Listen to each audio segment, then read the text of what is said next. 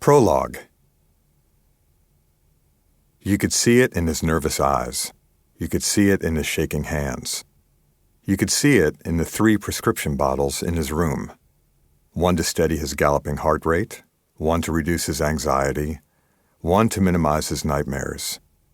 You could see it in the screensaver on his laptop, a nuclear fireball and the words, "Fuck Iraq," and in a private journal he'd been keeping since he arrived. His first entry, on February 22nd. Not much going on today. I turned my laundry in. We're getting our tat boxes. We got mortared last night at 2:30 a.m., none close. We're at Fob Rustamaya, Iraq. It's pretty nice. Got a good chow hall and facilities. Still got a bunch of dumb shit to do, though. Well, that's about it for today. His last entry, on October 18th. I've lost all hope. I feel the end is near for me. Very, very near. Darkness is all I see anymore. So he was finished. Down to his final hours, he was packed, weaponless, under escort, and waiting for the helicopter that would take him away to a wife who had just told him on the phone, "I'm scared of what you might do." "You know I'd never hurt you," he'd said. And he'd hung up, wandered around the fob, gotten a haircut, and come back to his room, where he now said, "But what if she's right? What if I snap someday?"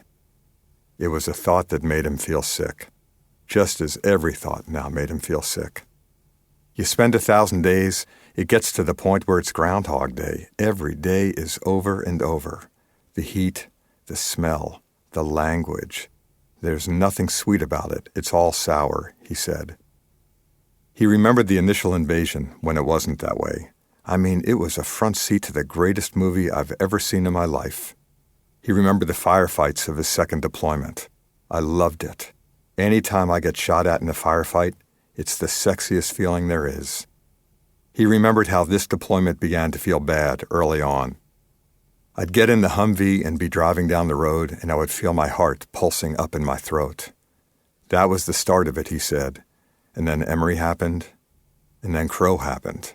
And then he was in a succession of explosions, and then a bullet was skimming across his thighs, and then Doster happened, and then he was waking up thinking, "Holy shit, I'm still here. It's misery. It's hell," which became, "Are they going to kill me today?" Which became, "I'll take care of it myself," which became, "Why do that? I'll go out killing as many of them as I can until they kill me." I didn't give a fuck, he said. I wanted it to happen. Bottom line, I wanted it over as soon as possible, whether they did it or I did it. The amazing thing was that no one knew. Here was all this stuff going on. Pounding heart, panicked breathing, sweating palms, electric eyes. And no one regarded him as anything but the great soldier he'd always been, the one who never complained, who hoisted bleeding soldiers onto his back, who'd suddenly begun insisting on being in the right front seat of the lead Humvee on every mission, not because he wanted to be dead, but because that's what selfless leaders would do. He was the great soldier who one day walked to the aid station and went through the door marked combat stress and asked for help, and now was on his way home. Now he was remembering what the psychologist had told him. With your stature, maybe you've opened the door for a lot of guys to come in. That made me feel really good, he said. And yet he had felt so awful the previous day when he told one of his team leaders to round up everyone in his squad. "What do we do now?" "You didn't do anything," he said. "Just get them together." They came into his room and he shut the door and told them he was leaving the following day. He said the hard part, that it was a mental health evacuation.